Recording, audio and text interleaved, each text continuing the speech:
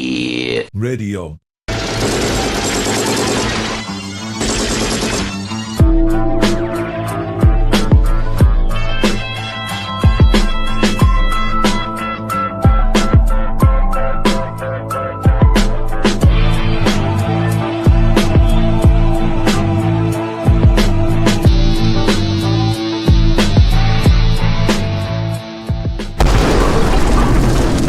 That was fucking great, man. Ladies and gentlemen, welcome to SHEEEIT Radio. Tonight on the show, we have a variety of topics. Timestamps will be listed below. Please feel free to like and subscribe, and we love your comments. So put your comments below. If you like what we're doing, if you think we suck, please let us know. First topic of the evening is going to be brought to you by our dear friend Liarz. Liarz. Hey, guys. Thanks, Brasky. Do you guys know the correlation between Darkside of the Moon and The Wizard of Oz? Have you ever heard of it? Yes, yeah. I saw the video many, many years ago where it's all synced up on YouTube, and it's something you don't want to do sober. But if you're not doing it sober, it'll take you down some roads. So there was Dark Side of the Rainbow was a theory first publicized in 1995 by a gentleman by Charles Savage in the Fort Wayne Journal-Gazette, and said that if you start Dark Side of the Moon at the exact moment the MGM lion roars at the beginning of The Wizard of Oz, the music syncs up nearly perfectly with scenes in the classic film. And it's been in folk, I don't even know, it's not really folklore, but it's been in lore and conspiracies. But I don't even want to call it a conspiracy either, because it's not. But I've known people, I've never done it myself. I've known people that have done it. My wife has done it. She said it syncs up pretty good. Recently, David Gilmour was on, I believe it was Jimmy Kimmel or The Tonight Show with Jimmy Fallon. And he asked David Gilmour if it was done on purpose. And he initially, denied it and said no, that the 73 album Dark Side of the Moon does not sync with the 1939 movie Wizard of Oz at all, and that he had only heard about it years later.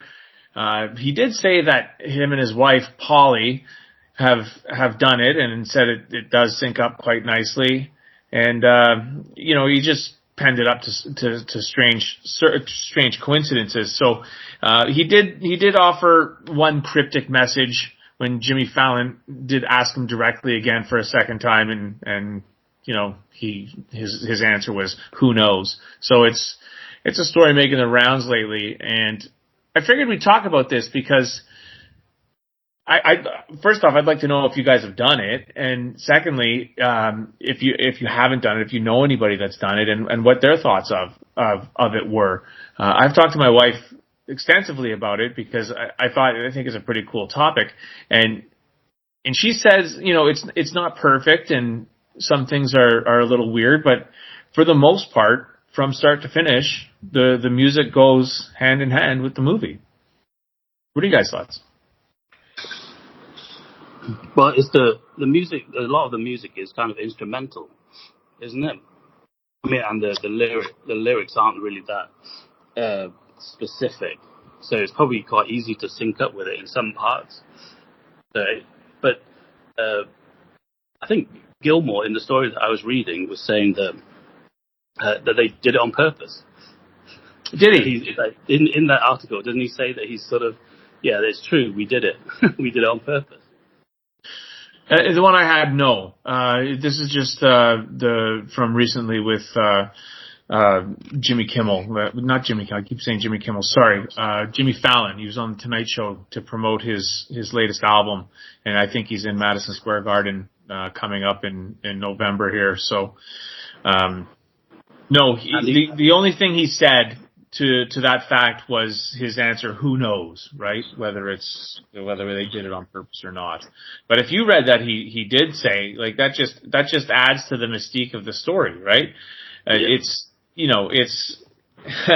it'd be pretty cool if the guys got in the studio and were watching this movie, or somebody had just watched this movie and said, "Hey, let's do a soundtrack to that." It brings me back to, and I know we've talked about that. I won't get into it in detail, but it was the Johnny Depp movie directed by Jim Jarmusch. It's black and white. I believe it's called Dead Man, and not Eric Clapton, Neil Young does the soundtrack to it. And basically that's what Jim Jarmusch did. He gave Neil Young the film and said, put some music behind this. So the soundtrack just kind of plays in accordance with the movie. So I don't know. Could they have done it? There's examples of some movies that go well with some CDs or albums, and we'll get into depth with a couple of them, and then get some thoughts. But I just think it's a pretty cool idea if a band goes into the studio and says, "Hey, let's make an unofficial soundtrack to this movie," right? And if they did, more power to them, and it's provided hours and hours of fun and enjoyment for thousands, if not millions, of people around the world. So why not? It's a pretty cool idea, if you ask me. I've actually seen it, watched it all the way through on YouTube. It's a really old YouTube video. I didn't do it sober, because that'd be wrong to ever try to partake in a Pink Floyd album sober, because you're not going to get the fullest experience out of it. I agree with your wife. It matches up, but it's not perfect. It feels like you're trying to fit pieces into the puzzle. It's kind of a weird watching experience. It's something that, you would do as like a teenager, like, "Hey man, get everyone over tonight and we all got a bag of shrooms. Let's watch this video and it's going to blow our mind." But from a technical standpoint and a realistic standpoint, I think right now he's just, claiming it. David Gilmour's claiming it because it sounds cool and it helps promote his upcoming concerts that he's going to be performing at various venues. You mentioned he's going to be playing Madison Square Garden, so him going on a national talk show and now kind of bringing up the rumor that, it's related, Dark Side of the Moon and Wizard of Oz. The only thing it does is promote. Sure. It's not perfect. It's interesting, but you can do it with a lot of different things. And I know you have a list, and we'll kind of go over that. Another crazy thing, and hopefully Wasted is in a better area. And folks, I have great news, and I want to announce this on the show, and we're going to get back on topic. But on the show, we've heard a lot of your feedback about, hey, why do I keep hearing that noise? What's that noise? Wasted records at a 7-Eleven live in Taiwan, because that's what Wasted does. But Wasted does have a clear set of noise-canceling headphone and a noise-canceling microphone clearing customs right now in Taiwan, so we will not be experiencing this much longer. So tonight's going to probably be one of the last episodes that we have the noise feedback, and we are working on addressing the issue and fixing the problem. We do thank you for your feedback. Just bear with us. We're doing our best to edit it out, but Wasted such a valuable part of the show and an integral part of the show that, we make it work. So one thing I want to bring up to Wasted, and especially because I think he will be able to speak on this better than anybody, is we were talking about how Dark Side of the Moon and Pink Floyd, Dark Side of the Moon by Pink Floyd and The Wizard of Oz fit together. But there's also that rumor that in Stanley Kubrick's 2001 A Space Odyssey, it proves the moon landing was fake. And I think that's interesting too. Wasted, can you speak on that at all? I think the story was that Stanley Kubrick, they asked Stanley Kubrick to film some of the footage for the moon landing. So the conspiracy was maybe that they didn't land on the moon, that Kubrick actually just staged the moon landing. Like they filmed it at his studios in London. And I think it was like two guys that like Rumsfeld and somebody else actually went to meet Stanley Kubrick to organize it. And he kind of filmed the moon landing as a backup plan if they didn't pull it off. So that's where sometimes people say that's where the confusion comes into play. But maybe some people think they didn't land on the moon. They just used Stanley Kubrick's like footage because they basically ran out of money and they couldn't pull it off. I think that's basically the gist of it. Liarz, have you heard that before? That Stanley Kubrick was involved in faking the moon landing? Yes. And there's hints, if you watch The Shining, there's hints to Apollo 13. I believe that's the mission, right? Oh, yeah. Yeah, on the jumper of the kid. Exactly. The number is the number linked to the Stanley Kubrick studio where it was filmed. That's right. Something like that. So there's, I mean, you know, it's called apophenia, and it's where you find connections between things that aren't really there, and I think that's what's going on. But it's fun to think about. I enjoy thinking about it, and every now and then going down a rabbit hole with that for sure. Do I necessarily believe that we landed on the moon? I mean, we probably did, but there's a chance we didn't also, and sometimes it's fun to go down that rabbit hole and get as much info as you can.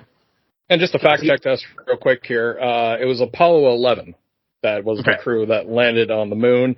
Apollo 13 was the crew that had a catastrophic failure in space that they had to get back to Earth, and it was a movie that Ron Howard did with Tom Hanks.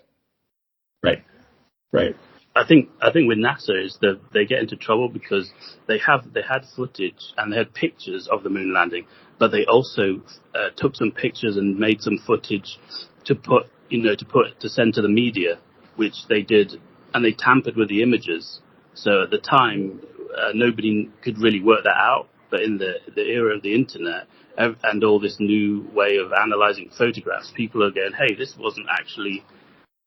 This isn't an actual original photo from the moon landing. This is something they took as promotion. And there's a movie, isn't there? I've mentioned it before, "Fly Me to the Moon," right? About how they did do all this backup work as promotion and marketing, and that might be the thing that's getting everybody misled as to you did land on the moon, but they also faked it as well, just for promotional purposes. Well, I just wanted to bring that up, but Liarz, you have a list of movies and albums that might fit together? Yeah, so I did a little digging on the whole Wizard of Oz, Dark Side of the Moon thing, and one that comes up quite prominently, and some people in some circles, this is probably considered even more realistic and even more fitting than the one we just talked about, was Scott Pilgrim vs. the World, syncing with the Smashing Pumpkins, Infinite Melancholy and the Infinite Sadness album. So I guess if you start the two, if you start the DVD and the CD at the exact same time, the music is going along with the scenes of the movie, and both the album and the movie are the exact same length. It's a double album, and there's clues in the movie itself that the two go together, like Scott Pilgrim wearing multiple Smashing Pumpkins shirts. Edgar Wright is the director, and he's a comic creator Bill Lee O'Malley discussed if there was an album that could sync with the movie, and they both agreed that. So the director agreed that it could be Melancholy and Infinite Sadness. Whether or not it's actually true, I never heard of this one until today, and I might try it out just to see how it goes. Have you guys heard of this one? No, but it's a weird one because Scott Pilgrim's kind of a musical. So. Oh, see, I've never seen the movie. I don't know. Oh, okay, it's a great film. It's not exactly a musical, but there's a lot of music scenes in the movie. Okay. And there's a lot of music that's incorporated in the movie. They're a band. Scott Pilgrim has a band, and he goes against the Evil X's, and some of it's music show-offs, music show-offs or band challenges or whatever. But it's kind of a musical, so that doesn't make sense why another album would be, related to a movie that's a musical of some description, I guess, is what I'm trying to say. Right. Well, I think I'll check it out. It's a really good movie. Yeah, well, I'll check it out then. I'll report back at a later date my findings on this. Well, yeah, you're older than me, so when this came out, it matches my generation. You old Gen Xers here, but for us millennials, I mean, hell yeah. What's your next movie? One. Pardon me? Next movie. Okay, so another one that came up, and again, I don't know, I think this one might be a little forced, but it's The Fellowship of the Ring and Led Zeppelin 4. Robert Plant is notorious, is well known for his love of things J.R.R. Tolkien, whether it's The Hobbit or the Lord of the Rings trilogy. And he even wrote The Battle of Evermore. I believe The Battle of Evermore is based on those books, which that song happens to be on Led Zeppelin 4. So fans started watching the Peter Jackson classic Lord of the Rings while listening to the Zeppelin album. And the most popular sync theory is 2001 Fellowship of the Ring alongside Zeppelin 4. So, whether or not they go together like Dark Side of the Moon and Wizard of Oz remains to be, or if it's more just like a listening companion. Do you know what I mean? It has to be, because the album itself is only 42 minutes long. It's 42 minutes and 37 seconds. And okay, we all know those damn Lord of the Ring movies are like 3 hours each. Yeah. And there was the Lord of the Rings animated movie that had Led Zeppelin songs on it. That was probably the first time I heard No Quarter. Like when the riders are like chasing the hobbits or whatever. Yeah, it's a very dark, like, animation movie. So maybe Plant had already done a deal with, or Led Zeppelin had already done a deal with Lord of the Rings, like the books and the animated series. It was really old, though. It wasn't in the 2000s. It was like, I watched it when I was probably 8. So it was probably like in the 80s, early 80s. And that might be not like very long either. So there's definitely precedent for Led Zeppelin music on that animated movie. So it could easily be fitted with the movie. Yeah. And Plant also did a lot of work in the University of Wales. I remember he's always like going there to research like Tolkien lore and stuff. Well, let me add a little more to this. Misty Mountain Hop was written by Hedley Granger and featured Jones playing the electric piano. Plant wrote the lyrics about dealing with a clash between students and police over drug possession. The title comes from J.R.R. Tolkien's The Hobbit. There you go. So, yeah. That's what I think about Led Zeppelin. It's all about hobbits and druids and witchcraft. Every time I think about Led Zeppelin, I think just a bunch of nerdy kids playing Dungeons and Dragons. So, I mean, that's, I can see it related. Do I think it perfectly syncs up? No. Do I think it might be related to a degree? Sure. No Quarter really worked in the animated series, when the riders are trying to trace down the hobbits. I think you'd probably be better off trying to say that The Hobbit's going to be related to a Led Zeppelin album than Lord of the Rings, to be honest with you. Just by runtime, and because didn't the Hobbit cartoon come out in like the 70s or 80s? I believe so. I'll go with you on that one. When I first read this article and thought of it, and it mentioned Tolkien and Led Zeppelin, my mind also immediately went to The Hobbit. It just seems the most logical. Well, audience, let us know what you think. We got our comments right below. Tell us if we're idiots. Tell us if we're right. Tell us if we're wrong. Let us know if we're not characterizing this well, and you have some more input. We'd love to hear from you, even if you tell us we suck. We need the affirmation. We need to know one way or another. So please let us know. Liarz, you got more movies? Because we can rapid fire these bastards. We So don't have to do let's deep got dives. one. Okay, what do you got? From my daily life. I used to go around to my friend's house and for smoking some like recreational cigarettes. And whenever he went round there, what he would do is he would play The Last Temptation of Christ.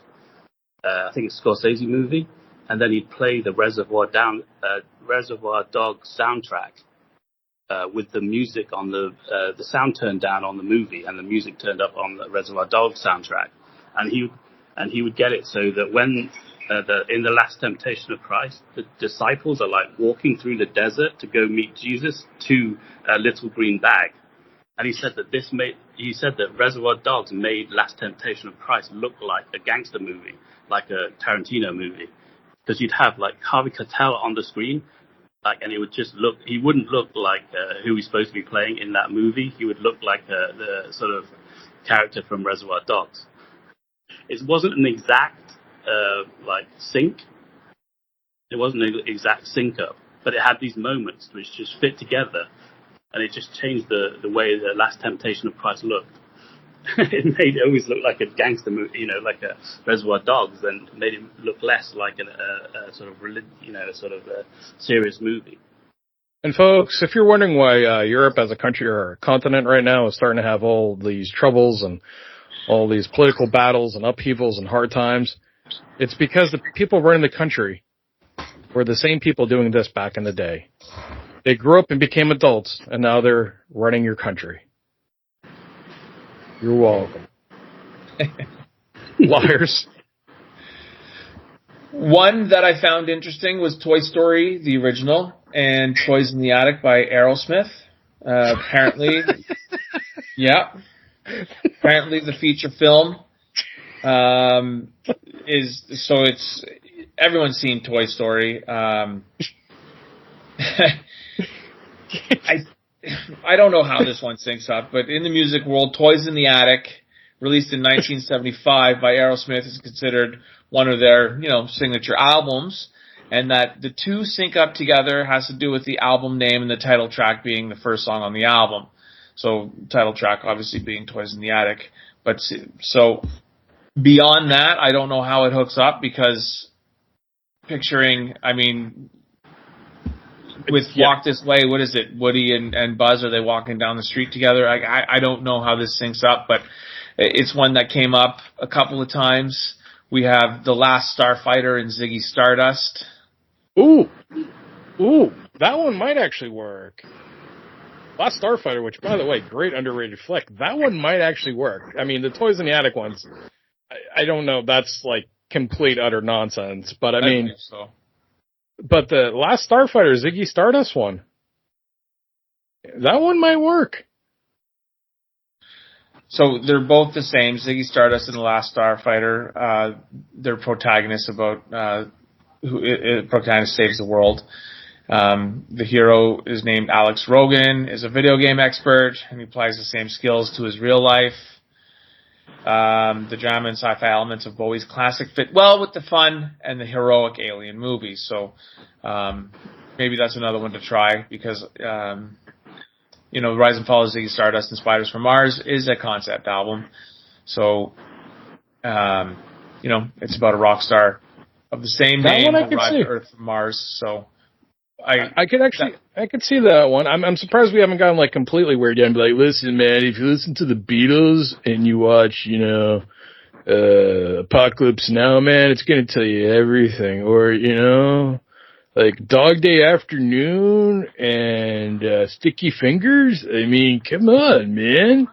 This sounds like something Cheech and Chong wrote a list of. A little bit, yeah. Penguins of Madagascar probably syncs up with Chinese democracy. Nothing syncs up with Chinese democracy. Chinese democracy doesn't even sync up with Chinese democracy. Everything's out of time. I think that's going to be a line of the show. Chinese democracy doesn't sync up with Chinese democracy. That is probably the most accurate we're going to get of anything we say tonight. Are there any other of these wild accusations of movies and albums lining up? Because it seems to be getting dumber and dumber as we go. It is getting dumber and dumber. To round out the the list that I found, the Matrix and the Black Album supposedly go hand in hand together. Memento and Nevermind, Hackers and OK Computer, and then if you play the 2001 Space Odyssey and Metal by Pink Floyd. But if you play wait a second. Instead of going with the obvious choice of, Rage Against the Machine, one of their albums, and The Matrix, they went with Metallica. They went with Metallica. Yeah, okay. Yeah. Then I'm giving this list no credence at all. Yeah, it's, it was fun to go over it, but there's nothing what are they doing in about the Black Album. We got in the background, sounds like Oasis at a cockfight back there.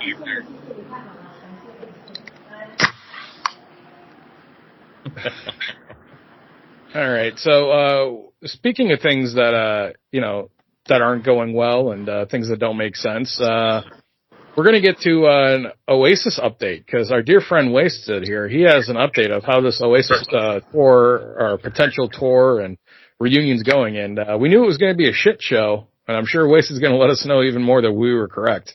Wasted, please tell us about the latest on Oasis and their upcoming reunion tour and all the fun stuff that's happening with them. Please. Yeah, because of the reunion tour in 2025, Oasis, there's a lot of stories every day coming through. And some of them kind of mirror some of the Guns N' Roses stories about Axl and Slash with Liam Gallagher and his brother Noel Gallagher. They're not doing joint interviews together because I guess the promoters don't want them to start arguing about why the band broke up. A bit like how Axl and Slash don't really do interviews together anymore. They might have done one, but yeah, they're basically keeping them apart. They've done 0. Okay. Well, there's been different theories on why, the obvious reason is so they don't start fighting in the interview and then the whole reunion becomes about their disagreements. But other people have said that they don't want to be seen together until they take the stage in 2025. So that's a good reason. But the promoters, or they say spokesmen around the band, will say that there's a military operation when they're on tour to keep them apart. Which probably, I think somebody else said on Bad Apples, has said that, it's kind of normal that these two grown men wouldn't want to share a dressing room anymore and are going to be traveling separately. But also, it's probably a good story for the promoters to keep the sort of the danger or the excitement up about the tour that it could end at any second. So, but yeah, there's supposed to be this thing keeping them apart. Yeah, but one difference, Wasted, I want to bring up real quick. The difference between Axl and Slash and Liam and Noel is Liam and Noel are brothers. They go to, Christmas dinner together. They're flesh and blood brothers. They grew up together. Well, obviously not recently, but, it's a little more normal for brothers to be sharing a dressing room. You know what I mean? Yeah. I think they did have separate rooms on the final Oasis tour that went wrong. But Liam would always come into Noel's changing rooms, shouting at him and swinging guitars at him. So that was a problem. So yeah, it makes sense that they'll keep them apart, but that doesn't mean they're not going to end up on stage together. Another thing that I saw, which was that people probably don't know Bonfire Night in the UK. Bonfire Night is on November the 5th, where they burn Guy Fawkes on big bonfires to celebrate Guy Fawkes being caught when he's going to bomb the Houses of Parliament or something. It's Bonfire Night. But Oasis fans have been burning effigies of Oasis and Ticketmaster after the dynamic pricing thing, where all these fans started paying £3,000 for a ticket. And a lot of those tickets now have been cancelled by the band. So if you bought a ticket which was £6,000, a lot of those tickets have now been cancelled. There's already a lot of hostility to the band. And then, I think it was on Friday, there's been rumours that they've got an album already made. And Liam Gallagher, the singer, he said, it's not up in the air, it's in the bag. He's claiming that the album, on Friday I think it was, he was claiming that the album was actually done. So this morning I woke up and Noel is saying that he's only done 6 songs, and there's no vocals on it yet. And again, the spokesman for the band is saying that Liam is going to have to go into the studio on his own without Noel to record the vocals. So we've seen this movie before, Oasis, that it's called Chinese Democracy. Yeah. I mean, the 6 songs reminded me of like the recent GNR releases. Like they only really have 6 songs. And I was wondering, because Noel is saying the same thing, that he doesn't want it to be like just a nostalgia act, but it's obviously is just going to be a nostalgia thing. But he does release albums a lot. He does release music as solo, and he always does basically the same thing. So I can imagine them. Liam said he was blown away by the new material. So supposedly it's good. As Slash and Duff have said about the Chinese Democracy leftovers, they were blown away about how great they were. And then, no. I could sort of see how the Oasis songs are not quite as mind-blowing as the early GNR singles. So Oasis have always been able to bring out a single that sounds a bit like Oasis and isn't that bad, like On Healing Chemistry and Go Let It Out. They're pretty decent Oasis singles. So you might have a single that matches up. I don't know. Well, they'll probably release it before the tour and probably release what they have, because wouldn't the most Oasis thing would be to do like one show and have that one show be the band breaking up again? And that would promote the hell out of the album, you know what I mean? But wouldn't that be the most Oasis thing to do? They do one show, it ends with, the brothers getting into a fight, and then the rest of the tour getting canceled. Then they have, small little album they put out, and it, moves, it pays the bills, and there you go. I mean, I don't know what they have for insurance for the upcoming tour. Supposedly, the whole thing is they get $50 million each if they complete the tour. That's an incentive. So that's their incentive to keep it together. But you're right. Like, I think Liam would have this idea. We're just going to fight. I'm going to leather Noel on stage, and we're going to have a fight on stage. Then everything will go crazy. That's what he would do. But Noel is boring. He just wants to play the shows and get the money. Because like another parallel with the Guns N' Roses is that Noel is going through a massive divorce by Slash, so he needs the money. And one of the reasons Noel wants to go on tour is, he said, he wants to meet a lot of fit birds again on tour. So he has different. Basically, you have one person that just wants to get the tour done no matter what. So he's gonna, that's probably why they're in separate rooms, and he wants to get it out so he can cash out. He wants to cash out, be done. And then you have another person that's an anarchist that wants to be complete true to rock and roll.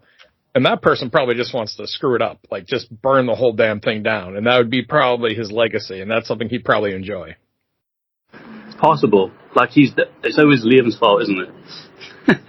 When the tour ends, it's because he got his teeth knocked out by Italian or Russian gangsters in Vienna or something, isn't it?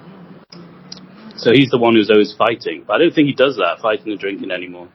So, I think there was a tour towards the end of Oasis after he had his teeth knocked out on tour. He came back and he was saying that Australia is actually quite nice, even though the last time they came, they got virtually deported, I think. Oh no, they got thrown off they got banned from an Australian air flight for sort of throwing food at the hostesses. So I think all that's over though. Liarz, what is your 2 cents? I can't say I'm all that surprised that it's already getting the negative publicity that it is. It's Oasis, and they've forever they've been feuding with each other. For them to come together and possibly get this tour, maybe a new album, much with the same with Guns N' Roses. I'll believe it when I see it, right? Now, mind you, Guns N' Roses have toured extensively and blah, blah, blah. Yes, they have, but it's the promise of new album and new music. And like I said, I'll believe that when I see it. So with Oasis, I mean, I was a fan of Oasis when they were around. They had a lot of good songs. They had a lot of hits, and I own a couple of their albums, and I've listened to them recently, and they still hold up. So if they do come out with something new, I'll be interested. I'll definitely listen to it, and I'll be interested to hear it. I hope it's better than what the Black Crowes put out. They recently got back together, and they put out an album, and the single that they released, to me at least, sounded just like a copy of Jealous Again. So, hopefully the stuff that Oasis puts out is a little bit better, right? And I mean, we all know the Guns N' Roses singles that they put out are they've been questionable at best. So we'll see, I guess. Well, I think that's our Oasis update. We're going to move on to one of my favorite segments of the show. It's a brand new segment too. We've had only one edition of it before, but this will be the second edition of it. It's time for the Handyman Liarz segment of the show. Handyman Liarz, what have you been up to, and what projects have you been working on? It was a busy week in the Liarz household, let me tell you. My dishwasher finally went. So a little backstory on this dishwasher. Then, as I've mentioned in previous episodes, my wife and I had this house built 12 years ago, almost 13 years ago now. And the dishwasher was the dishwasher that came with the house when we had it built. So it's lasted us 12 years, 13 years almost. So that's impressive to say at least that an appliance in this day and age lasted so long. Now, a little bit history on the dishwasher itself. I've done numerous repairs on this dishwasher. I replaced the water pump once, and I took out the motor, and because it just conked out about 2 years ago, the motor died, and it wasn't pumping water through the machine. Everything else was working, but it wasn't pumping water. So I took out the water pump. I disassembled it. I cleaned it. Just from past jobs that I've had in trades, 9 times out of 10, things just need a cleaning. That's why they're not working, is because they're clogged with dirt, dust, grime, whatever. So I took out this water pump and I cleaned it and got it back together, put it back in. I got another 2 years out of it. So I was pretty happy with that. But the other day, the dishwasher finally went, and we had to bite the bullet and go buy a dishwasher. Now, you go to your regular Home Depot, Lowe's, whatever hardware store you want to go to, Best Buy. Best Buy sells dishwashers anywhere. And you always get the weird salesmen that try and tell you all this shit stuff that you really don't need to know, but that for some reason it's important to them to tell you, i.e., I need a water softener for this dishwasher because the hard water is going to ruin this appliance. But I don't have hard water in my neighborhood, so why do I need a water softener? Anyway, there's just things like that. So we bought this dishwasher. We didn't buy the most expensive one. We didn't buy the cheapest one either. We went with the Frigidaire, and it seems to be working okay. Now, I installed this one myself. If you haven't installed a dishwasher before, it's very easy. It's basically your water hookup, your drain, and your power. So nothing went crazy. I remembered to turn off the power. That's the one thing. Go down to your fuse box, please. Don't fuck around with this. Go down to your fuse box. Turn off the power to the appliance so you have nothing going in there and there's no risk of shock to you or anybody. Last thing you want to do is have that current arc and, cause some serious trouble in your house. So, yeah, we got the dishwasher in. It's a simple hookup. If you don't know how to do it, again, I've said this before, go on YouTube, look it up. It's real easy. There's nothing to... you talk to the guys at Lowe's, whatever. We bought ours at Home Depot. And, you talk to the guys at Home Depot, they always recommend getting their guys or a professional to install it. And I asked them why. I said, how come? Why do you recommend somebody come in my house at $50, $60, $70 an hour to hook up this appliance? And he said, well, they're going to do the job properly. And I said, there's 3 hookups. You got your water, your electricity, and your drain. I mean, unless you're hooking up the positive to the negative or not grounding it, there's not much that you can screw up here. So we talked and we laughed and whatever, and I managed to get this hooked up in pretty good time. So quite happy that the Liarz house, I almost said my name there, the Liarz household is now home to a brand new dishwasher, thanks to me putting it in. So that's the latest update of Liarz being a handyman in the house. Just remember that if you own a house, there's always going to be something going on. Try and fix it yourself. Use YouTube as a resource. It's very good.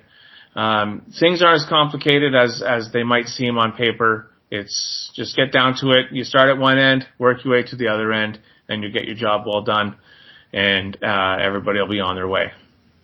So, new dishwasher, boys. Very happy with myself. Well, you should be. I mean, most people don't understand how easy it is to install a washer and dryer, or even a dishwasher. Mm-hmm.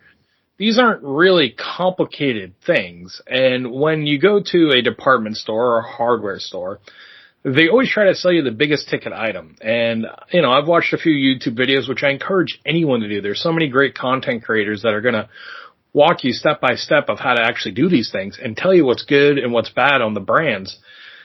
I've found out that anything that's newer, that has newer technology in it, which you're like, oh, this is great. You know, I can operate it via my phone or via an app. Those are bad. The more electronics you have in any appliance, the more likely it is to fail and cost you significant money. The reason that you have parents or grandparents, or you might even have an older home, and that the dishwasher that's been in there since the 70s or 80s still works, is because it was simple. As soon as you start making any machine more complex, it's going to break down. That's how it is in cars. That's how it is in dishwashers. It's how it is in washers and dryers. Hell, it's even how it is in televisions. I mean, just look right now at your daily appliances and your electronics. The more complexity that's been added to them, the more things fail. Do you agree with that statement, Liarz? I do. And that's one of the reasons we went with the model we did.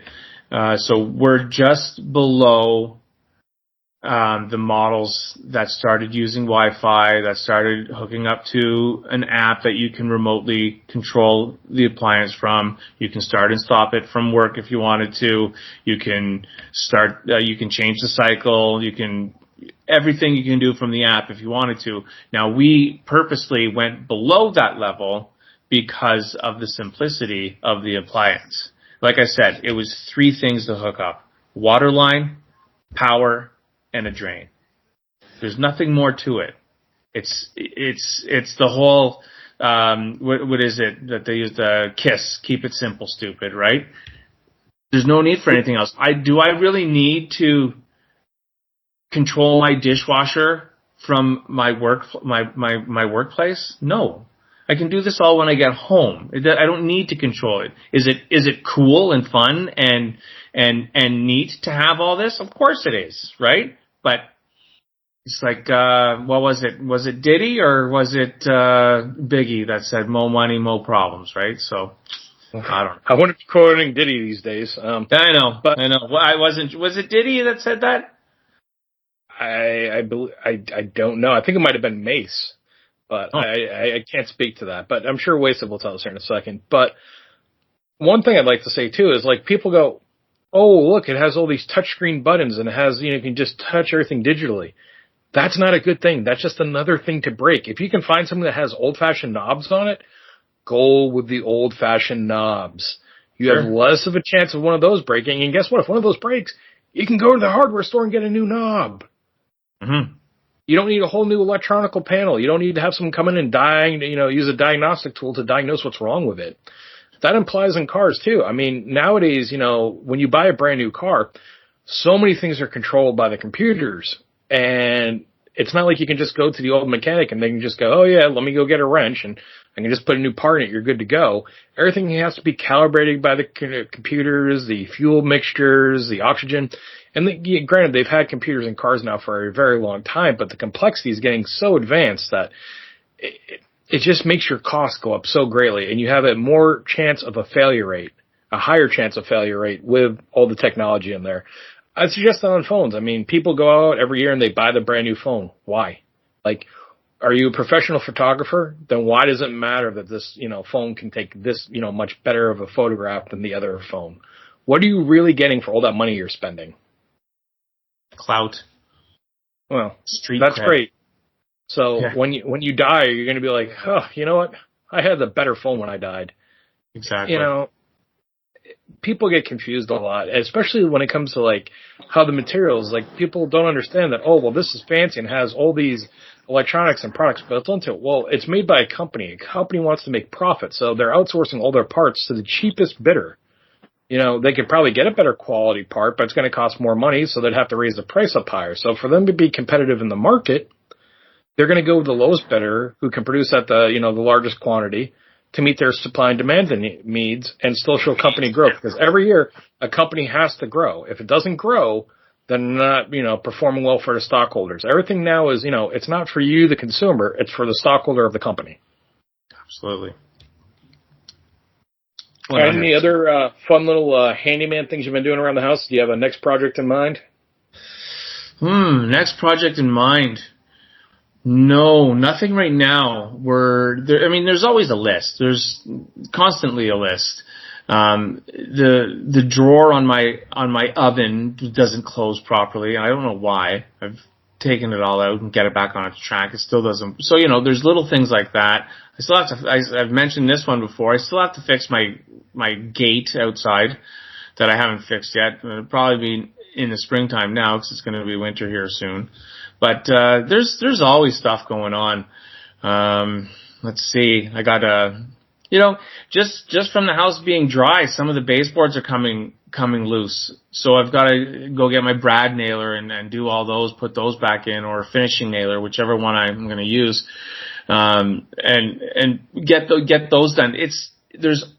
If you own a house, there's always something to do, always. And as soon as you're done this one, there's going to be another project that comes up. So, I'm more than happy to share all my projects with you and what I do to fix them, or sometimes I don't even fix them and I do have to call a professional. And, there's nothing wrong with that either. Know your limits, right? I'm not a journeyman, electrician. I'm not a journeyman plumber. I'm not any of those, but you can still try it. I have a lot of fun tinkering with it. I'll always keep you posted. No, I know you enjoy doing it, but I have to ask you a question because I'm getting older now. And as I get older, it becomes more difficult to do things just because, your body creeps, it aches, you have work, you have your family, you have everything else to take care of. Does it get to a certain point where you're a certain age where owning a home just doesn't make sense anymore? Where it's like, this isn't worth it. I'm paying my mortgage, or even if you pay it off, you're paying homeowners insurance, you're responsible for the yard upkeep, you're responsible for all the maintenance, and the way that, houses have been built in the last 40 years or even 50 years, it seems like the construction materials are getting worse and worse. I see sometimes YouTube videos where people will be looking at brand new houses and, things were just done horribly. It looks like it's the cheapest construction you can do to, build these homes, and they're selling for millions of dollars, the average house in the United States right now is almost $500,000, which is it worth the investment? Do you get to a point when you're at a certain age? I know that you're going to be an older gentleman yourself. You're not quite AARP yet, but you're getting up there. Is it going to get to a point where you're like, this shit isn't worth it. I'd rather just, here's what I know I need to pay each month. And obviously my rent's going to keep climbing because that's just how the society is right now. But my mortgage insurance my insurance on my mortgage, because you need to have insurance for your house. You need to have homeowners insurance. That's going to keep climbing.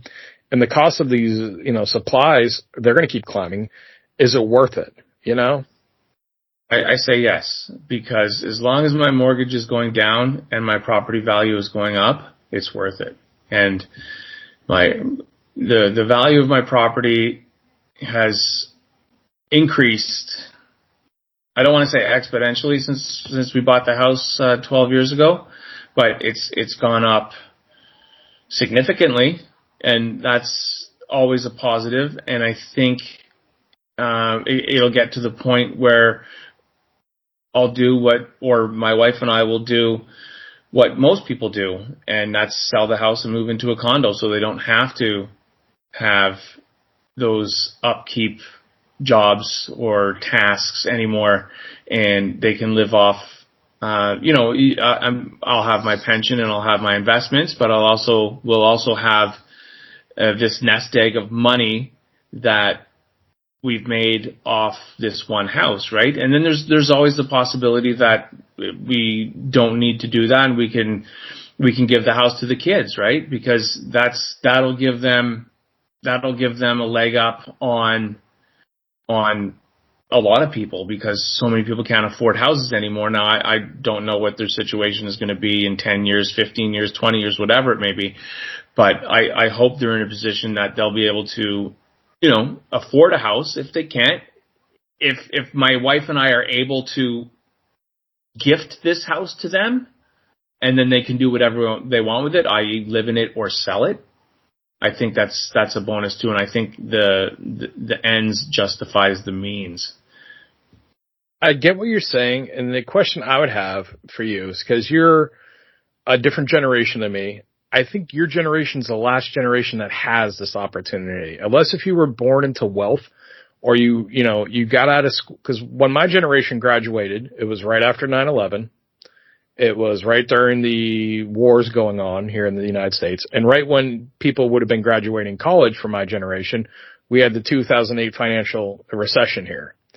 And then when people, had, a couple of years, let's say 8-10 years to build up from that, after that happened, we had COVID happen. And when COVID happened, houses just skyrocketed. So if you didn't already have a house before COVID, your opportunity and your ability to buy a home now in the United States, unless if you want to live in a more rural part of the country, is just not available. Like, I live in the Northeast, and even in places that are extremely dangerous, you're going to be buying a fixer-upper that's going to be, $500,000 for a fixer-upper. Like, it's going to need work. And you kind of got to look at it, well, how old am I now? Is it worth putting all this investment into it? Because, and over time, like I was saying, I don't know if you guys go through the same thing, but the cost of insurance, be it car insurance or homeowners insurance in the United States, and property tax, because you got to imagine when your home value goes up, your property tax goes up. Mm-hmm. I don't know if you have property tax over in Canada, but here in the United States we do. And people's property taxes, they have skyrocketed. And homeowners insurance has skyrocketed. You just had all these hurricanes down in Florida. A lot of these homes, their homeowners insurance is like, nope, we're not covering it, or they're writing them for a check that's not going to cover the repairs. I know an area that I used to live in, Western North Carolina, most of those people didn't have flood insurance, and they just had the horrific Hurricane Helene come by and just devastate communities, and just their whole community's gone, and they don't have flood insurance, so they're left to, they're not going to be able to rebuild their homes, and big Wall Street investment groups are going to come in and just buy up all the land.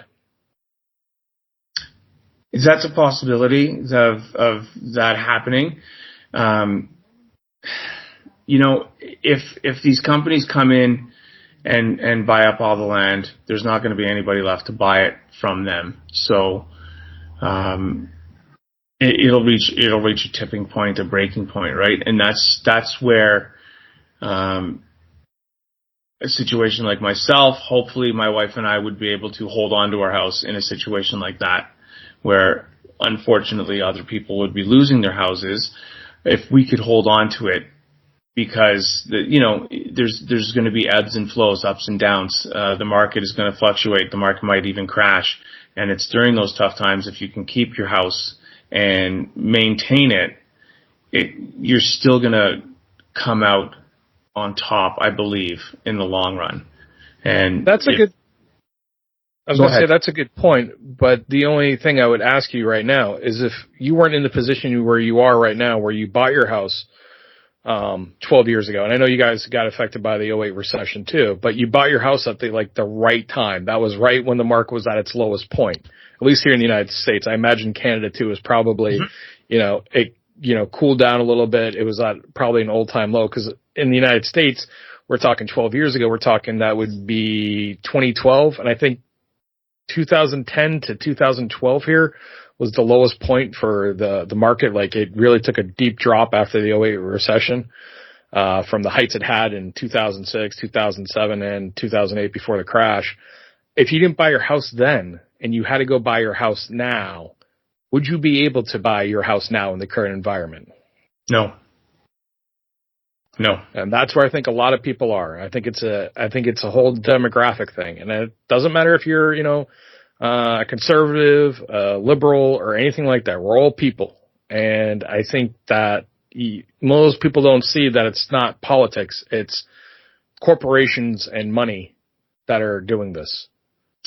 And when I mentioned just before about ebbs and flows, I think we're going to go into a valley here, and because property values can't keep going in the direction they're going at the rate they're going, because they're pricing people out of the market. So there's going to be some kind of correction coming up, and all the analysts are saying this, that it's going to happen.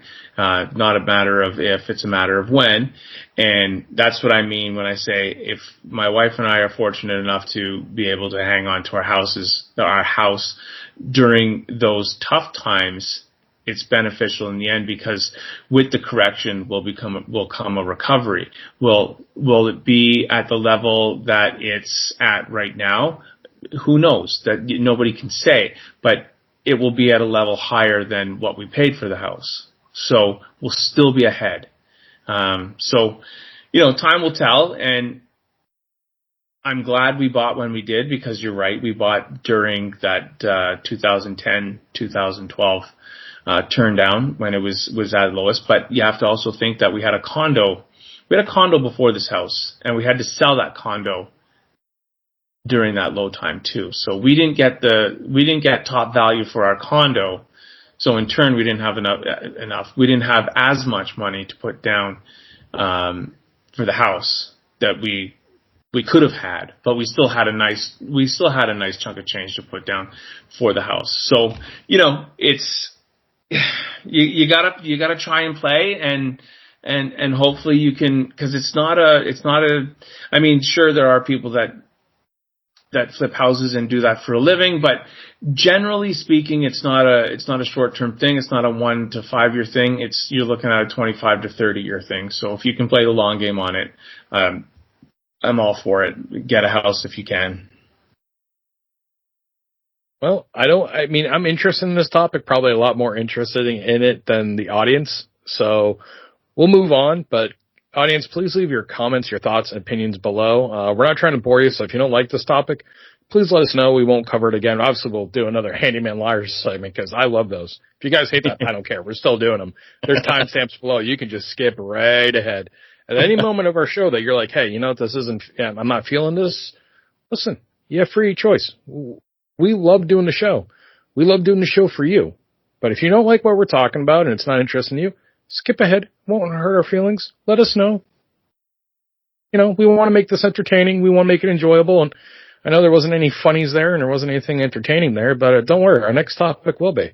So our next topic this evening is, how are you going to survive Thanksgiving dinner? Now, listen, this is an American thing. I know they have Canadian Thanksgiving, and by the analytics, a lot of our audiences are Americans. So even if you're not American, this should be funny, and you should like it.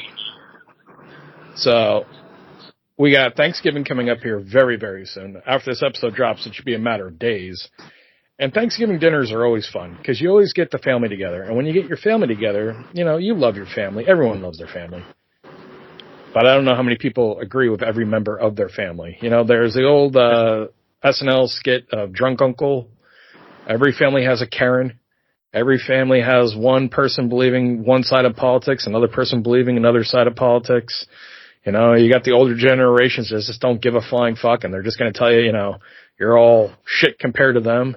So we're going to try to help you and guide you in a way to survive the upcoming Thanksgiving. Gentlemen, do you have anything you want to add to this, or should I start the guide? Wasted. No, you can just start. Thanks, Wasted. Your contributions right now are they're astounding, and they're really moving the show forward. We appreciate that. All right. So first guide to surviving, or first tip for surviving the upcoming Thanksgiving dinner, or this even applies to Christmas dinner. So any of the upcoming family gatherings on the holidays, just understand you don't want to get mad. No matter what, don't let what anyone else is saying impact you or affect you. Go with the mentality that you're going in for the jokes. You're going in for the lulls. So when your drunk uncle starts, making these great proclamations and saying that he knows better than everyone else and he's farting and he's shit-faced, just sit back and laugh. Enjoy it. When you see that aunt of yours or that sister of yours or the in-law that's a complete Karen and, they're just on their phones the whole time, yipping and yapping and bragging about the latest thing they bought, sit back and laugh. Have a drink. Have 2 drinks. Have a couple of drinks. Make sure that there's a football game, American football, damn it.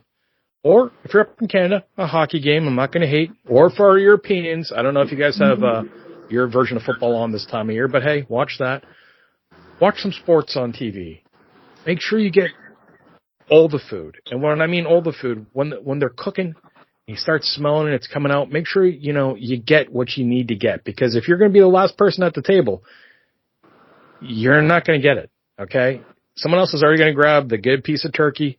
Someone else is going to grab the end piece of ham. They're going to get the biscuits or the rolls when they're fresh and hot. When it's dessert time, you want to be on point, okay? The rest of them have been drinking the whole time. They've already been fighting with each other. When grandma or mom comes out with a dessert, shit, that's the time you make your move. What are you having for dessert? Let's see. Usually my wife will make an apple crisp. Oh, beautiful. Beautiful. We do pumpkin pie also for Thanksgiving. My wife also makes for her family. She makes what she calls chocolate pie, which is just chocolate pudding and pie crust with like whipped cream on top. It's extremely simple. I'm not a big fan of that, but it's good to know. Around Christmas time, she makes fresh cookies. And the key is to get to the sugar cookies and the chocolate chip cookies before any of the kids get there, any of the in-laws get there. You got to get to them quick. As soon as they come out of the oven, when she says, oh, hey, I'm just letting them cool down. Fuck that shit. Distract them. Be like, oh, hey, what happened? Did one of the cats just knock over something on the table? Make them look the other way. Grab yourself a paper towel and start loading up. Also, bring your own booze. Listen, Liarz doesn't drink anymore.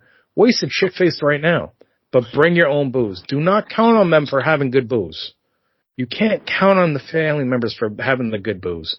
Because you might show up and there might be nothing but shit light beer that you hate. Or you might have that asshole relative that's like, hey, man, I got this new microbrew. Yeah, it's an IPA.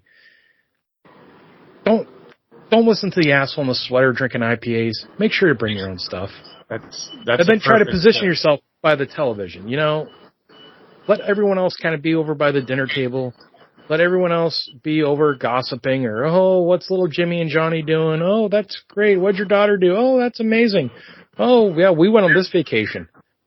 Don't get involved in any of that. And as soon as they start talking politics, start laughing. No matter if you agree or disagree with them, just start laughing. It's going to diffuse them. Yeah, you can't rise to anybody's insults. And you should probably start drinking at about 10 a.m. So you need to be completely shit-faced the whole day, but not nobody can get a rise out of you. I remember my uncle saying that he said that he was saying, I remember when you were 10 years old and you had a full head of hair and now you're bald. What's your excuse? He said, I'm 85. I'm old. I've got an excuse, but you're just bald. And I was like, I think you need to be drunk enough not to care about what anybody says. But you also have to not be drunk. But wasted, you can't be drunk enough, and this goes along with one of our latest videos about sharting on Thanksgiving. And folks, if you haven't watched our latest music video, please do. We hope you enjoy it. But do not trust a fart. If you're sitting around the Thanksgiving table and you feel your stomach boiling and you feel the bubbles, do not trust a fart, because there's nothing going to be more embarrassing than shitting your pants or sharting your pants on the Thanksgiving table or the Christmas table. Am I right on that, Wasted? Yeah, you do. Do some do your diarrheaing in the toilet. Don't do it at the table. Nasty.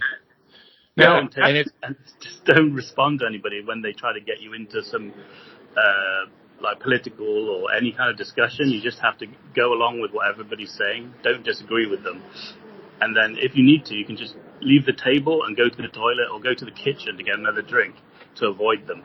So you're basically just moving around place to place. Don't talk to anybody for too long. And as soon as they try to involve you in something like important, say you have to go to the toilet or something, or go get another drink, you gotta stay mobile and avoid. I almost have a different take, Wasted. When someone starts talking politics, go, "Oh, that's interesting. So why do you feel that way?" And then when they go, they explain why they feel that way. You go, "Okay, you say you feel that way because of this. Now, has anything been proven factual by that?" You can kind of get into it a little bit, but try to base it on facts and have them explain, because most people can't explain why they feel a certain way. And if they can, go right ahead. But act as if you don't know anything. That's what I do. Yeah, exactly. I say, really? Well, what do you mean? What do you mean Trump won the election? Was there an election? What do you mean the world's going to end? Was it? Yeah. And then when they go, "Oh, well, the world's going to end now because he's president," then you just respond back, "Well, he was president once for 4 years. Did the world end then?" No. That's when you need to start doing shots. Oh, no, you're doing shots. Like that. No, you're doing shots when doing this, but then ask, but he's been president before and the world didn't end. So how's it going to end this time?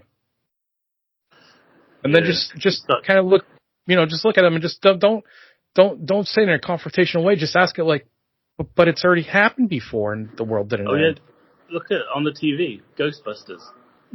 Oh, what's that? I just saw. By the way, run across the. By the way, if you're looking for the perfect Thanksgiving movie, there's no better Thanksgiving movie than Plane, Trains, and Automobiles. They're just not. Those aren't There's pillows. a horror movie called Thanksgiving.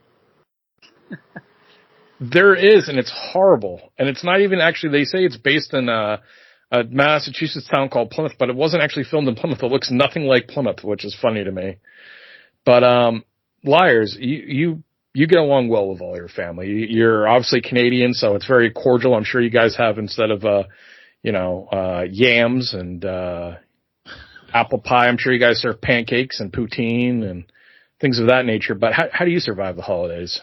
So I actually have a question for you, and then I'll get into it. Oof. For our Canadian listeners and people outside of the United States, describe just how important Thanksgiving is to Americans. It's my favorite holiday of the year. It's football. You get 3 football games on TV. You get a great turkey dinner. Then you get another time of eating turkey dinner. Like, you don't eat one turkey dinner, you eat 2 turkey dinners, because usually the first turkey dinner is going to be done in the early afternoon, and then you go back for seconds towards the night. And then you're in a tryptophan coma. And then, there's desserts and snacks in between, and there's football on TV all day. So for an American, just try to stay by the television and just watch the football. You can avoid all the conversations because, the Karen's not going to be there. You're going to get the drunk uncle, but, hey, the game's on. You can tell them, hey, shh, the game's on. Hey, look at that. Look at that. You can distract them by pointing to the TV. Beautiful. So, it's definitely the way to go. God rest John Madden's soul. He's up in heaven right now eating turduckens every day, I would imagine. But the man came up with turducken. And that's when you take a turkey, a duck, and a chicken, you stuff them all together, and then you put stuffing in the middle of that, and you bake it in the oven, and you eat turducken. It's a beautiful animal. Oh, it's the best. So we have Thanksgiving in Canada, different holiday, different time, not nearly as predominant on the holiday calendar as it is in the United States. I think up here the holiday is Christmas up here. That's the big one. Whereas to my understanding, the Thanksgiving is the big one down in the States. Now, how do I survive it? First off, I was the drunk uncle for many years. I was the drunk uncle who was loud, obnoxious, and boisterous, and most likely saying things I shouldn't have been saying to people I really shouldn't have been talking to at the time. So the last few years have been different, where now I'm the sober one, and well, it's a little different because now it's a stamina game, and usually you get the tryptophan coma, which happens to anybody who's sober or drunk or whomever, right? Like it happens to anybody depending on how much turkey you eat. So you regulate your turkey intake to a decent level. You don't want to be starving yourself of it because turkey doesn't happen very often, only a couple times a year. So you want to get your fill. Don't get too much, but know that the people that are drinking, they're usually going to fade off relatively early. So if you can outlast them, and then you're just with the stragglers, you're either going to have a really good conversation or you're going to have a completely ridiculous conversation with somebody that can't sit and put string two words together. So I think the key to survival is stamina for me. Now that I'm sober, it's got to be stamina, and you know, my wife and I don't have any family here in the city we live in, so we're either going to be going to the in-laws' house or my wife's house, or my wife's parents' house, whatever, or they're going to be coming here. So either way, you know, we're probably going to be staying over the night, or somebody's going to be staying over the night at our house. And again, that whole stamina thing comes in because, or you know, one thing you can do at your house, if you are hosting, one thing that you can do is you can kind of just fuck off and say, hey, you know what, I'm tired, I'm going to bed, and nobody can stop you because it's your house, right? So I don't know, like there's different options and there's different ways to tackle this turkey monster, but I think I've got it handled. I think I've been pretty good. I think a pro tip is always the host. Even if the cost is more for you to host, there's so many more advantages for you to host because number one, you're not having to sleep at another person's house. You can just, you know, like you said, fuck off at any time. Like, oh, I'm tired. Oh, this and that. You can go, you know, hide in your basement. You can go outside. But if you're at someone else's house, you're kind of required to stay up until they stay up. You know, if you turn in early, it's going to be frowned upon. Like, oh, look at this party pooper, you know. It's just not worth it. You got to travel to get there. You got to fight all the holiday traffic. And then you got to, you know, if you're annoyed and someone, you know, is just being an ass, you really don't have anywhere to escape to because you're not at your own home. You're at someone else's house. Yeah, that's one of the advantages of not being in the country at Christmas time. If you're, like, living abroad, you don't have to deal with all that. You don't have to go to, you can just do a streamlined Christmas dinner of like roast potatoes and instant stuffing with maybe some chicken and then just get shit-faced on JD. You don't have to go to all these social occasions and pretend, because you've got to, like, if you get somebody else's house, you have to try and not be a complete asshole at all times, you know? So I think I just remember, like, on, let's say Christmas, we have a day called Boxing Day, and those are the only two real main days. And after then, I would just leave and go back to wherever I was living, just to avoid it, because it's just too intense. You can also control the food too. Like, you know, you can go there and unless if it's like your mom or your dad cooking, if it's just like, you know, one of the in-laws or, you know, a relative, like, oh, we're going over to our uncle's house. We're going to grandma's house, or, oh, we got to go to the in-laws' house. Like, if the food's fucking is horrible, there's nothing you can do about it. You just, right. you got to, like, ride it out. You have to say that you like it as well. You have to always, whoever made the food, you have to sort of say that it was really nice, and you have to say thank you a lot. That's the main thing. Thank the fuck out of everybody. Yeah, and then you got to listen to all their stories about, oh, you'll never believe what happened this year, and blah, blah, blah, blah, blah, blah, blah, and oh, this happened the other day, and oh, yeah, did you see what we did over here in the house? And, you know, even though you've probably been to the house 100 times, or maybe more, 1,000 times even, who cares? Some reason you got to tour around the house, go, oh, look, we put up new curtains here, we did some yard work out there, and no one cares. Like, try to do it at your own house. And if you can get out of it, get out of it. Like, if you can get out of all the festivities and actually meeting up with your family, you're probably doing them a favor and you a favor, because here's the deal. Nobody likes having company over, no matter how much you love your family, no matter how much your parents love you or you love your parents. They're like, you know what? I'm really happy they're all here right now. Yeah, getting sick on the holidays is also a good one. If you come down with some mysterious flu and you have to stay in bed watching movies while everybody else has to go around to do the family stuff, and then you make a miraculous recovery for like Christmas Eve and New Year's Eve, then you stay in bed for 3 days with a hangover. I wish, man. I wish. I know. Like, once you've got a family, you're in deep trouble. There's no way out. It's just weddings and families and, you know. I mean, that's probably why guns are legal. That's probably what? That's probably why guns are legal, you know. Yeah, well, maybe. Holiday season. Somebody's going to lose it, I can tell you.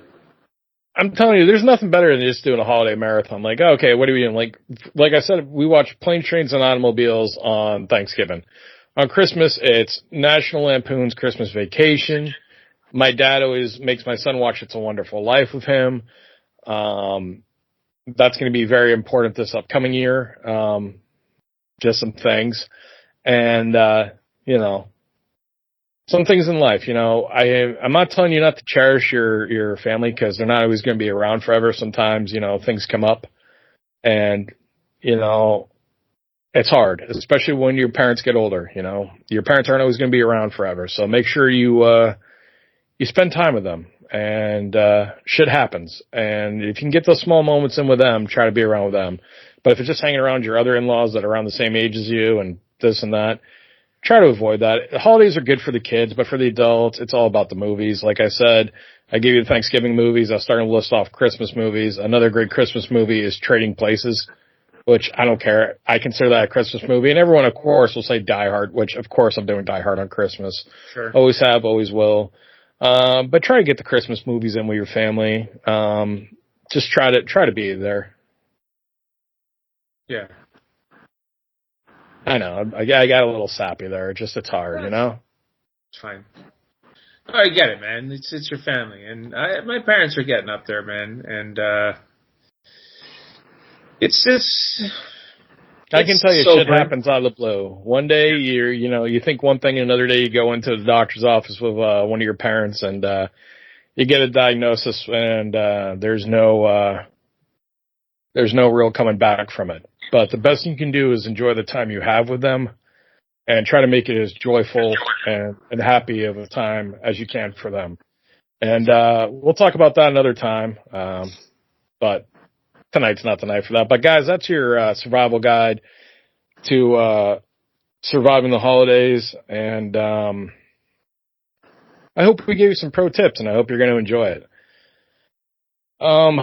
We got another topic for tonight, and this kind of relates to the holiday season, because, you know, we're all consumers and we live in a consumer-based world. So Wasted, if it's Thanksgiving and it's Christmas season, that means it's Black Friday and Cyber Monday time. Are you ready for consumerism at its best? Yeah. I mean, I used to hate the Christmas sales. The old-fashioned way of doing it was you got Christmas money, and then on, you know, a few days after Christmas, you go into town for the Christmas sales. But even Christmas shopping used to be a nightmare. The build up to Christmas, going around all the shops and like trying to buy like things from actual real shops with millions of people everywhere, and you're hunting, looking for different like shampoos or I don't know whatever people you were buying, you know, like perfume and things like that. Massive queues, really busy. And then the Christmas sales are just like everything's 50% off, and you have to fight with people in the shop, get to the stuff. But now with like Black Friday and Cyber Monday, Black Friday is basically the whole of November. Amazon's is on the 29th, I think, but they have another thing on November the 11th. And then Target and Walmart, they do different days, like 8th of November. So I mean, you can actually use those sales now to buy your Christmas presents, and you don't have to go shopping. Every year. My son gets a video game every year, and video games are $70 now. If I go get them on Black Friday, they're $35. You get a little fucking download code for the video game, and you're good to go. And you just give that to them, load it up on their gaming system, and you're saving half the price. Yeah, and you can get these. They have these countdowns with ridiculous like deals, like $12.99 for 24 cans of IPA. If you've got like 30 minutes to buy it. So I just buy that, and then I don't have it delivered to my relative until the Christmas. But you can buy it all in November. So I'm happy. You can also just do gift cards. I just exchange gift cards now, which is I think that's a great way of doing it. You save the people time because they don't have to, go, oh, I'm going to go return this to the store, number one. Number two, you're letting them spend it on something they want to actually get that you don't have to guess. And, I like how holiday shopping is now a lot more, which people might be surprised because we're all about nostalgia and liking how things used to be. Dude, I fucking hated going to the malls and the department stores back in the day doing Christmas shopping. It fucking sucked. There was nothing but traffic and a bunch of crazy people running around. Now you can do everything from the comfort of your home, just sitting on the phone, and it gets delivered right to your doorstep. Now, granted, there's asshole looters and, people that steal packages, but overall, it's a pretty safe way of doing it. And, unless if you're in some crime-ridden cities, then I'd suggest go to the stores. But I think it's just a lot easier, and I still think it's over-commercialized, and it's, very consumerism, where it's just like, buy, you need to buy now. Why aren't you buying? Liarz. So, truth be told, up until recently, we never had Black Friday in Canada. I would say probably in the last maybe 5 to 10 years is when we started recognizing it. And I have a joke, but I'm not saying it. Yeah.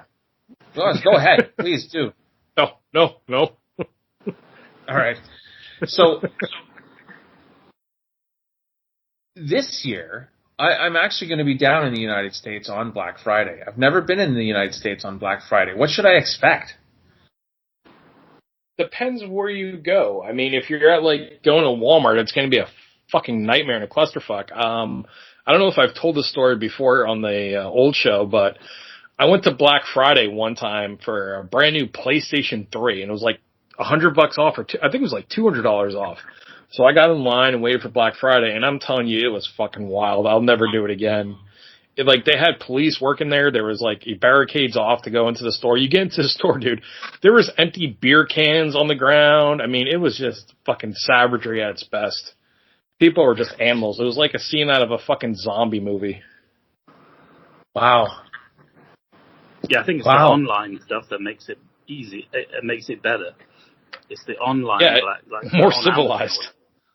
Because it's basically the Amazon delivery guys who are suffering, in the freezing weather, delivering all your stuff.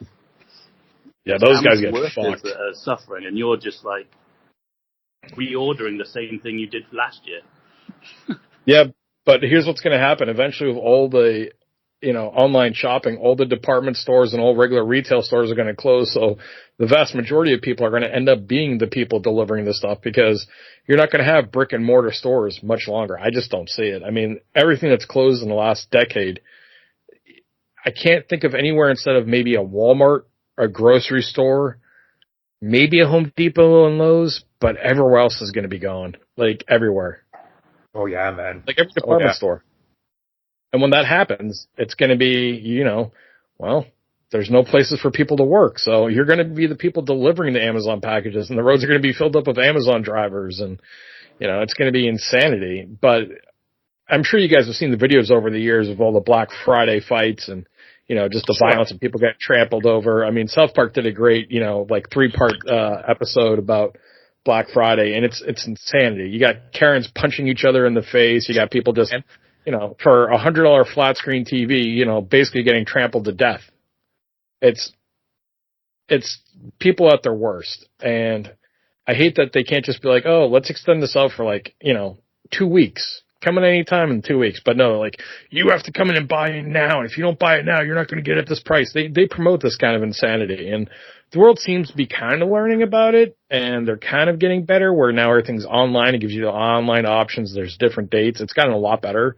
But when Black Friday first occurred, it was like, all right, let's put on the news and watch the fucking, America Be Stupid. Time to world star hip hop, everyone. And it's not, it's not urban communities either that are just doing this. It's rural towns. It's everywhere that was being stupid.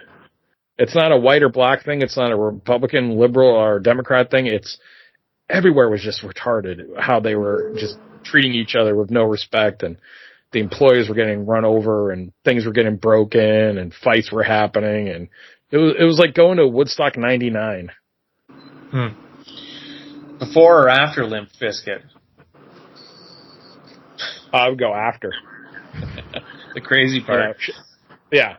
Which, I know we talked about that documentary in the past, but what a bullshit thing that was. Oh, it's because it's male testosterone. No, it's because you put a bunch of, if you look at the original Woodstock, it was a bunch of hippies.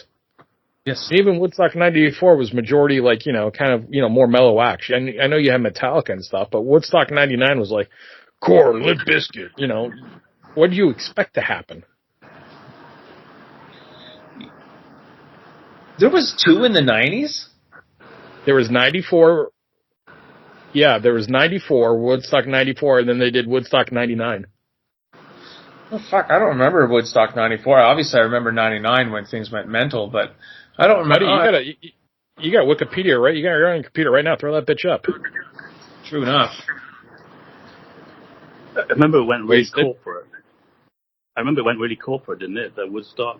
That it was, it started, like you said, it was a hippie festival. But by the time it got into the 90s, maybe 99, it was just like selling mobile phones. And all the other things, it was kind of a mixture, wasn't it? You could, the Apple store was there, but also, you could get a tattoo. And then vapes, or something like that. They didn't have vapes back then, ways to Jesus. They must have had some kind of enhancements. Oh, there's no doubt in my mind, but it was a dumb thing. Like Woodstock 99, the lineup they put together compared to the 94 lineup, you knew what you were getting. Yeah, but some of the shows weren't they pretty good? Like I remember, Korn had a sort of legendary set at Woodstock. Well, I'm not saying the performances were bad. Yeah, was there mud in the UK? They have these every year. There's a festival like Glastonbury or Reading, and it's all about the rain. If it rains in these cow fields where they put the shows on, it all turns to mud, and everybody's tents just turn, and people get fucked up, drowning in all the mud and stuff. But yeah, there was plenty of mud. Fans, end up covered in mud, head to toe, just rolling around in mud. It's like raining the whole weekend. So those festivals, they're sort of, people remember them, but it's a horrible experience, just getting freezing to death in a tent covered in mud for 3 days. And all the prices of everything, one of the festivals had a beer or drinks that were $13.99 or something. So you could basically, once you get in there, you can't buy a drink even, because you can't smuggle stuff through into the festival. They stop you taking drinks through, so you have to pay these prices. So there was somebody, when I was at a festival for, I think it was the Guns N' Roses in 2002, I think it was, I was in a tent, and the guy in the next tent next to me, he drank a bottle of vodka and went into a coma, and the paramedics came and took him away. And then about two days later or something, he came back. So on the first night, he almost died, and then they brought him back on the day of the Guns N' Roses show, and he wasn't talking at all, he just sat there. I think he must have had his stomach pumped, because he drank this 2 bottles of vodka in about 3 hours around the campfire, and then just passed out, and then he didn't wake up. He was basically in a coma of some sort.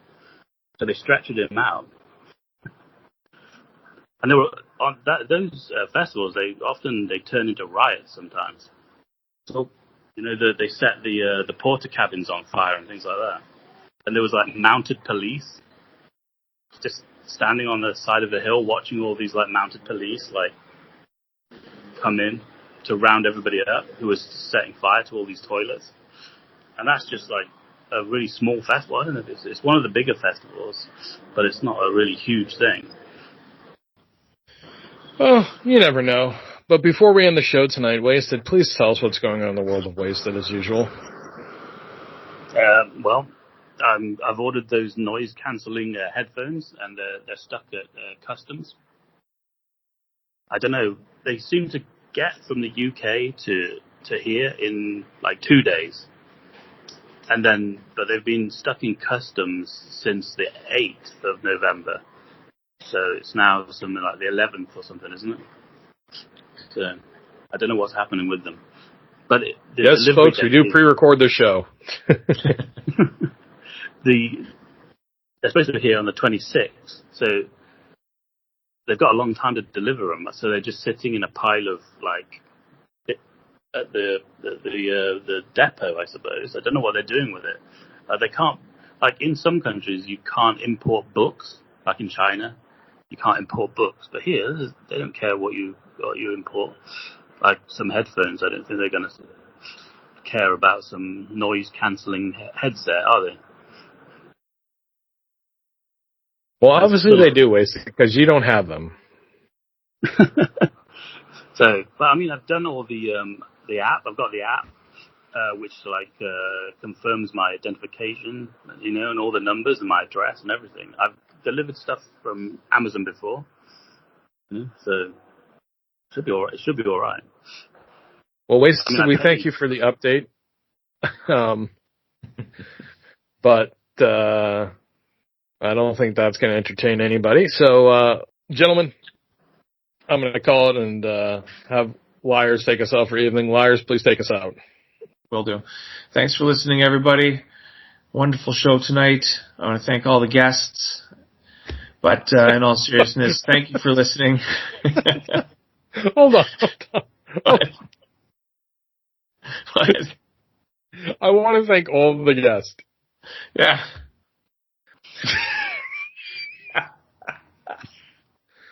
All right, Liarz, it's that time. All right, Liarz, it's that time of the evening. Please take us out. Thanks for listening, everybody. Be sure to find us on YouTube. We're also on Spotify and anywhere else you get your podcasts. I want to thank the people especially listening on Apple. Our numbers seem to be going up on Apple, which is encouraging, and I like to see. And again, thanks to all the new subscribers on the YouTube channel. We've had a few over the last couple of weeks. Good to have you aboard. Hope you like the content. If you don't, let us know. Leave us a comment. And on that note, ladies and gentlemen, favor shame, our next contestant, William Angio!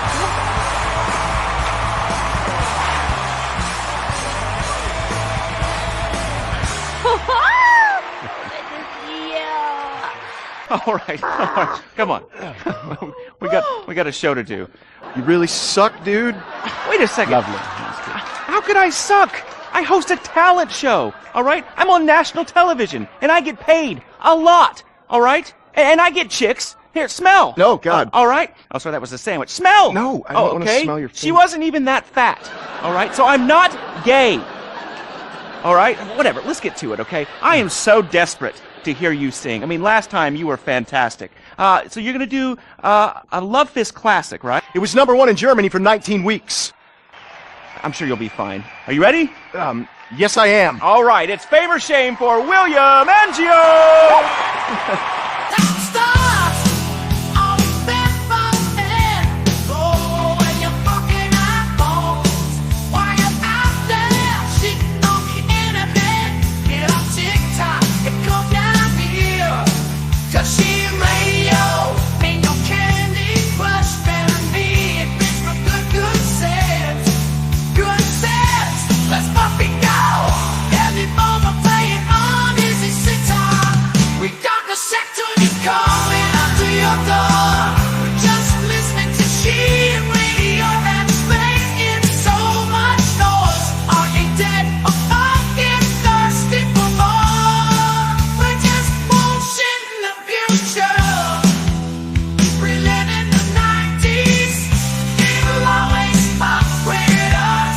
Never gonna die, I ain't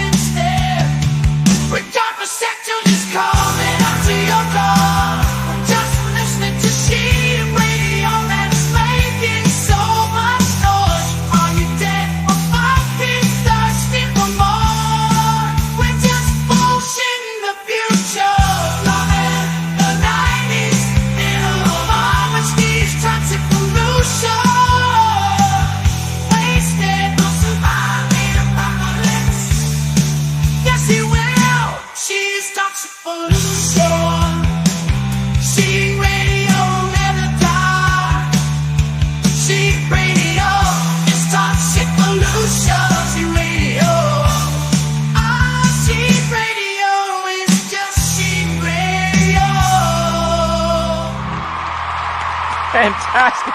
I'm moist. Let's take a break before we hear from the judges and find out if that was fame or shame. Whew, what do you guys think? You want to come see my trailer later? Come on. Come on.